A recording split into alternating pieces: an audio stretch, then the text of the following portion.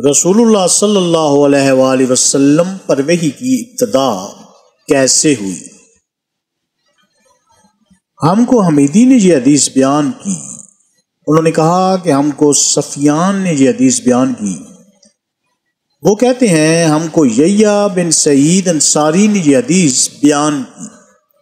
انہوں نے کہا کہ مجھے یہ حدیث محمد بن ابراہیم تیمی سے حاصل ہوئی، انہوں نے اس حدیث کو علقمہ بن وقاص لیثی سے سنا۔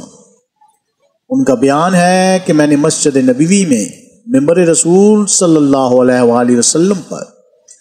عمر بن خطاب رضی اللہ تعالی عنہما کی زبان سے سنا، وہ فرما رہے تھے کہ میں نے رسول اللہ صلی اللہ علیہ وآلہ وسلم سے سنا، آپ صلی اللہ علیہ وآلہ وسلم فرما رہے تھے کہ تمام اعمال کا دار و مدار نیت پر ہے، اور ہر عمل کا نتیجہ ہر انسان کو اس کی نیت کے مطابق ہی ملے گا۔